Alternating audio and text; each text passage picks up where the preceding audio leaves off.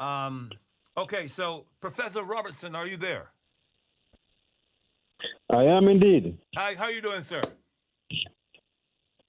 I'm all right. It's a long day. Well, Ready as a bit. I watched you. I watched you on the video with the Prime Minister, and Uh-huh. it looked like you guys are getting ready to do a show for MTV. Well, Well, don't know what to say about that. okay, so we have Anne Marie on the line from the University of the West Indies. Anne Marie, are you there?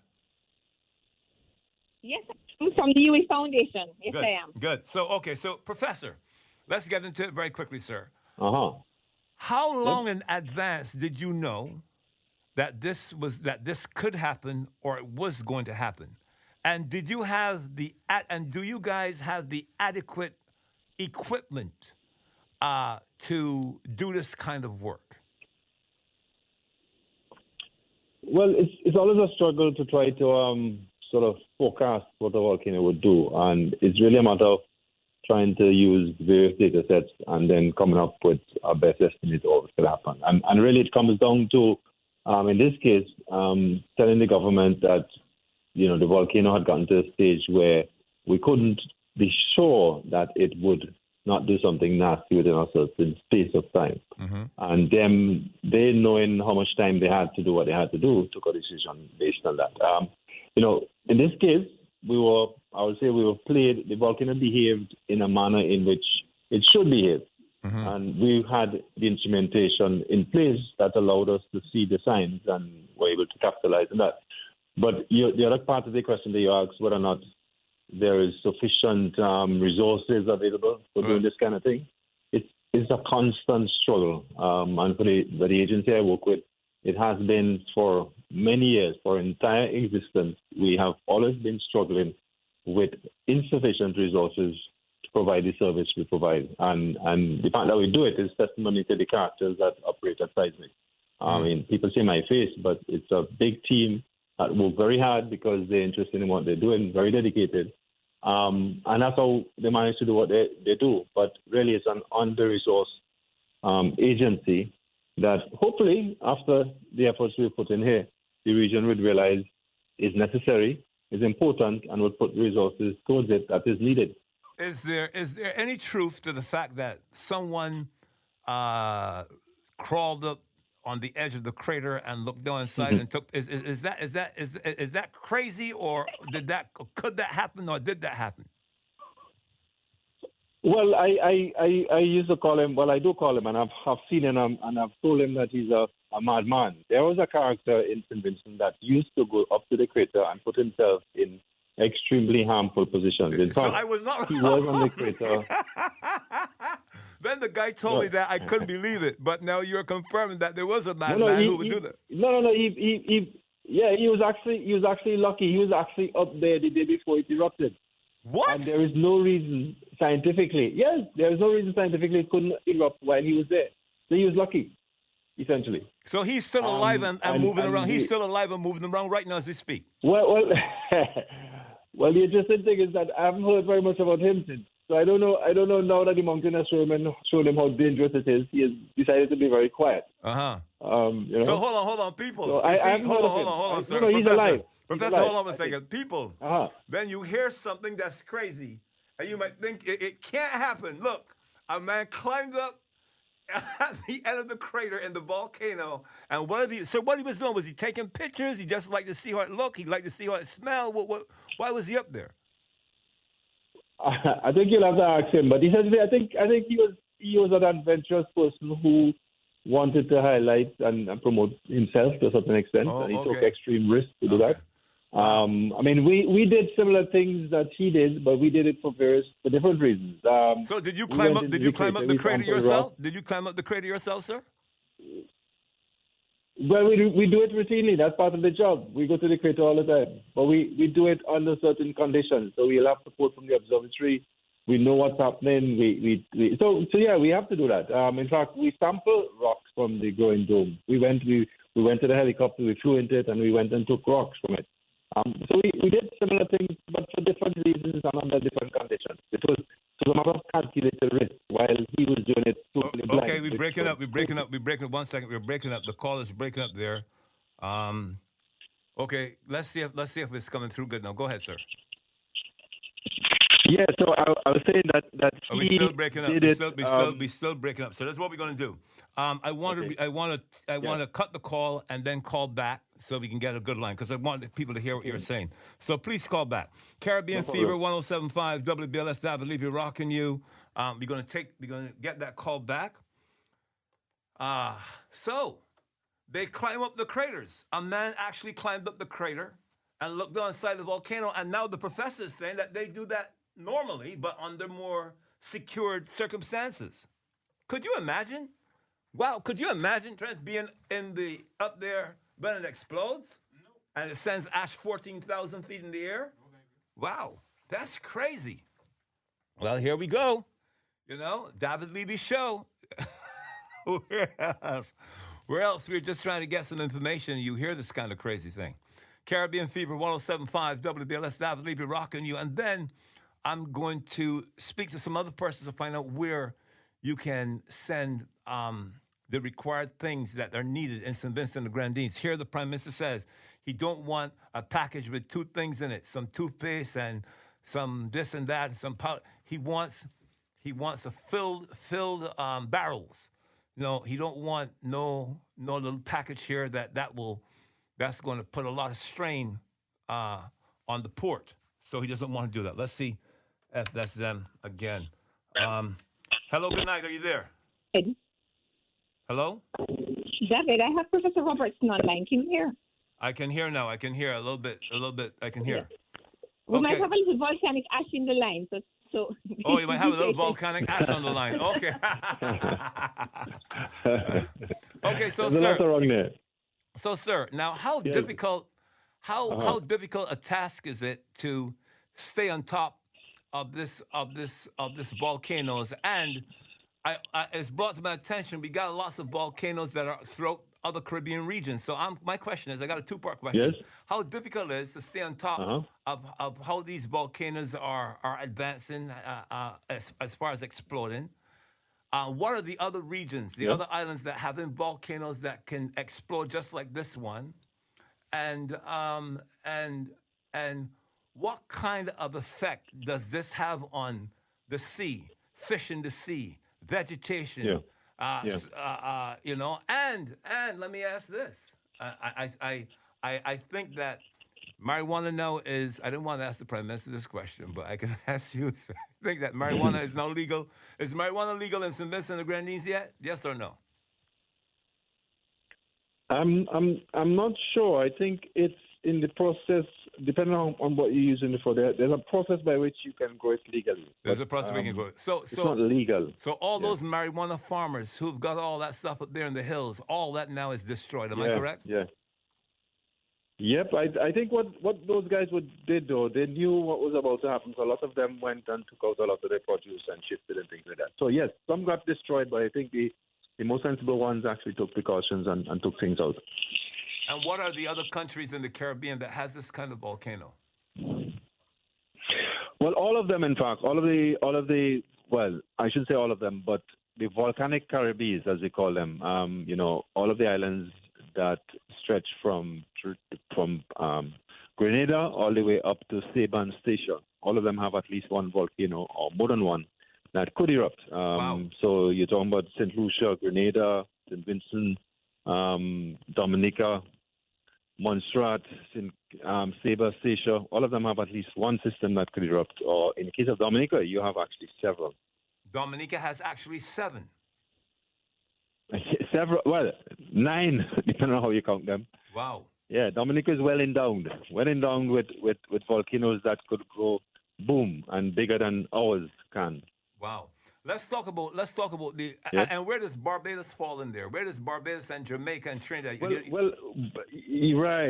Well, Barbados is off on the side and it doesn't have volcanoes, but of course, it anyway. If you live anywhere in the Caribbean, you can't depend on the fact that you don't have a volcano to mean that you would not be affected by volcanic hazard, because volcanic ash gets everywhere. And therefore, once one of the volcanoes erupts, and the ash gets everywhere. And that means that our volcano produces ash that goes to St. Lucia or Barbados, and therefore affected just as much like if Barbados had its own volcano. So in the case of Jamaica, you don't have volcanoes because your system's a little bit older. But the ash from St. Vincent can get there, or from Dominica can get to Jamaica, depending on how the wind blows, and it can affect you. What about Trinidad and Tobago? Same thing. Trinidad and Tobago does not have volcanoes. They actually have some things they call mud volcanoes, but they're not really, they're not really real volcanoes. They don't do as powerful eruptions as our volcanoes do. Mm-hmm. But they can also be affected by volcanic ash, both directly because the ash could get there, but also indirectly because it affects aviation traffic. Mm-hmm. So are the islands, are the Caribbean region that have the volcanoes, are they prepared to predict what is going to happen with these volcanoes? And if they are not prepared, is it what kind of task of it to get these instruments in there? And are these instruments very are these instruments that they need, are they very expensive? I'll say no to the fact that whether or not they're prepared or not fully, they have a lot of work to do. I would say if you were to ask me of all the territories, all the islands that were prepared for volcanic eruptions, St. Vincent would be on the top of the list. Wow. So if you think of what is happening to St. Vincent, despite that level of preparation, you could see what can happen with the others. In terms of resources, the others, they could. It harkens back to the point I make at the beginning.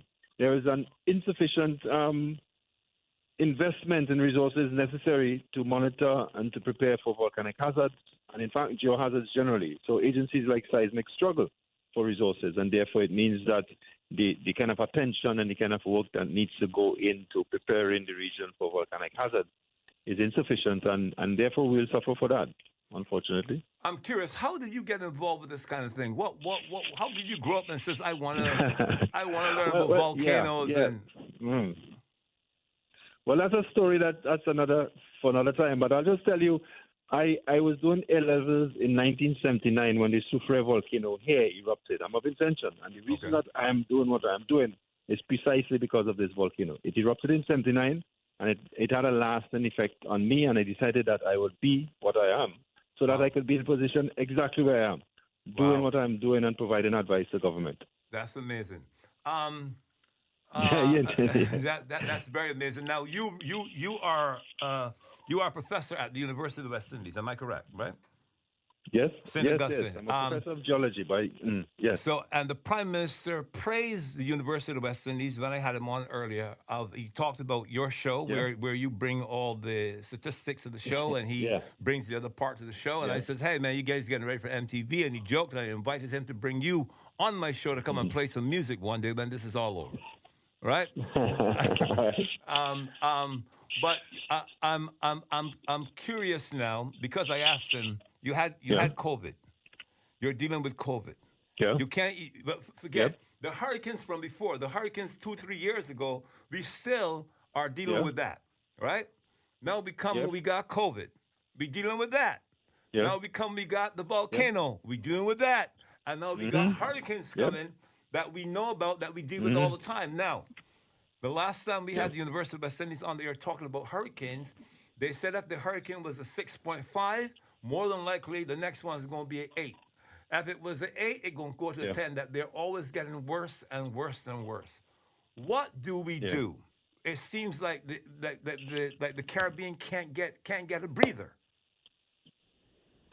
Well, I think we have to bear in mind that we live in a hazardous part of the world, and therefore every aspect of our life, every aspect of our preparation for living in this particular sphere of the globe requires us from a very junior level as well as from a very senior level to factor in dealing with those hazards.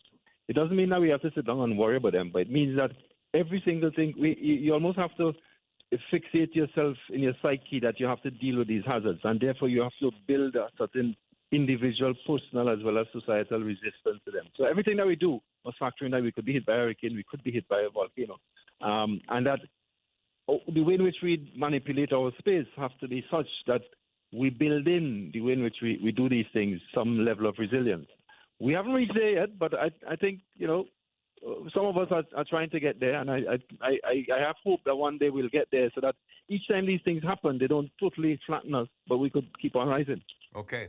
Anne-Marie, are you still there? Yes, I am. Okay, let's bring the University of the West Indies into this now. And University of the West Indies is close to my heart. We just did a big drive with computers, allowing computers to be accessible to students in Jamaica. They can come and borrow the computer like they borrow a book from the library. I think that was ingenious. So, Anne-Marie, here we are again. Now, I spoke to the Prime Minister. He talked about donations, that he don't want to see no little 2 or 3 things coming to clog the airport. He wants big barrels. No sense sending a little paper bag of 3 things, and this person sent a little paper bag. Go and get a place where people can all congregate and they can put stuff in the barrels. When the barrel is full, then they sell off a full barrel. I think that's easier to execute. Am I correct? That's what he said. But I just wanted to say again, congratulations to Professor Robertson and his team for the awesome work. Yes. Thank you. Was very, very, very frank about the situation, and in his candor, he mentioned that really and truly, in Caribbean language, boys, you guys would never did what he did. It would be a totally different story. Right. So I just want to thank you for your service to the people, not only of St. Vincent and the Grenadines, but as you correctly pointed out, that when our brothers and sisters on any of our islands have an issue, especially those that are driven by natural disaster, it is a challenge for all of us. And right. and so I want to repeat that. I want to repeat that. I want the people who are listening. Sometimes we get so insular. Oh, we're from Barbados. We're from Jamaica. We're from Trinidad. But hear what the professor says. That you could be one of the islands that don't have no volcano, but the ash can reach to you and cause more problems for you than it caused from the place where it erupted.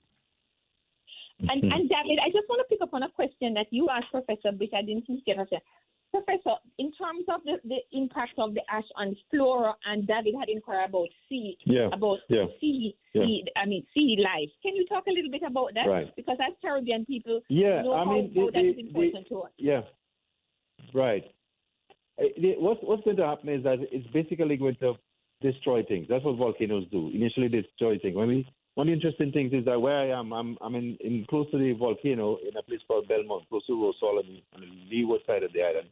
And one of the interesting things is that the insects are really suffering. The small insects, the lizards and stuff. We've seen them, the ash, they're just dying off, really.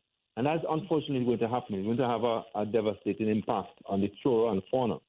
But what volcanoes do, just like like a phoenix, you destroy life, there's rising from that. And the volcanic material, the ash and all the things that get, once it gets into the soil, it gets integrated into the soil, it then provides tremendous fertility to the land. So I expect that, in years to come, while this year agriculture and everything will be trashed, St. Vincent would benefit and has benefited from the minerals that is produced by its volcanoes.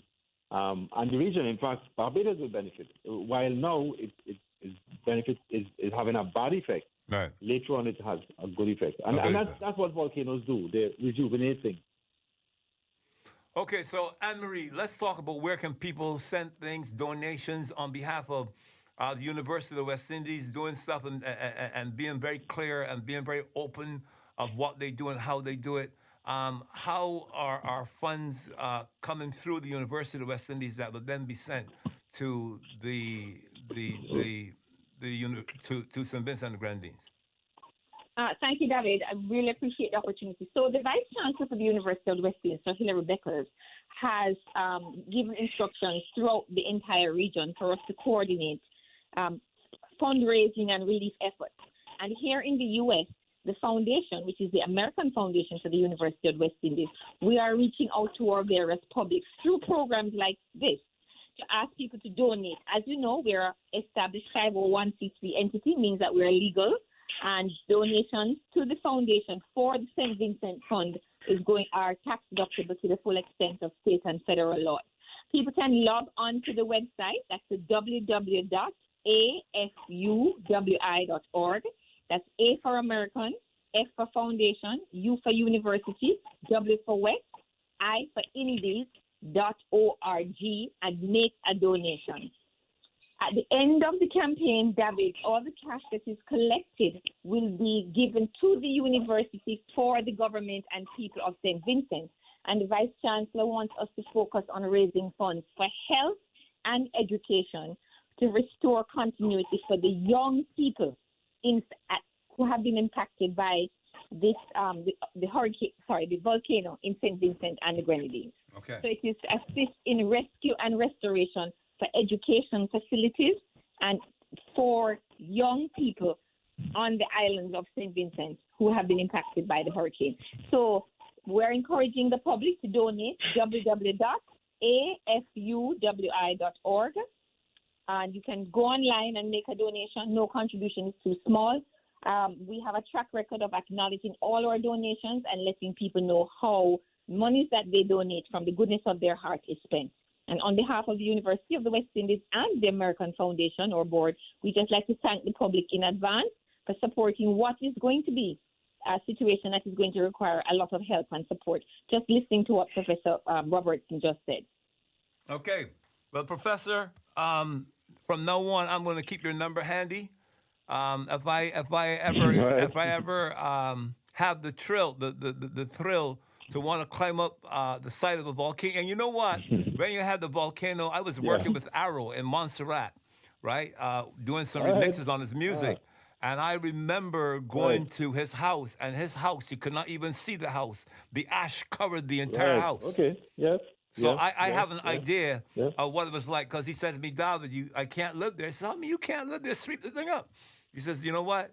When we are allowed to go there, I'm going to take you. So a few months later, we were allowed to go into the zone, and he drove me in there, and he said, Dahved, this is my house. I said, but I can't see the house.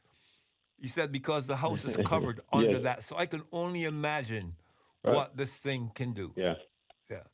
So thank you very much. Anne-Marie, I want you, if you have a number, please give it. And please give the email address one more time. Thank you so much. Again, donations can be sent to our offices as well, which is at 767 3rd Avenue. But it's easy for people to just log on to our website, www.A as in American, F as in Foundation, U for University, W for West, I for Indies.org. www.afuwi.org, and we invite the public to help us with rescue and relief efforts on the beautiful island of St. Vincent and the Grenadines. Okay. Thank you very much, Professor. Thank you very much, Anne-Marie. Thank you very much, the University of the West Indies. Have a good night. Caribbean Fever 107.5.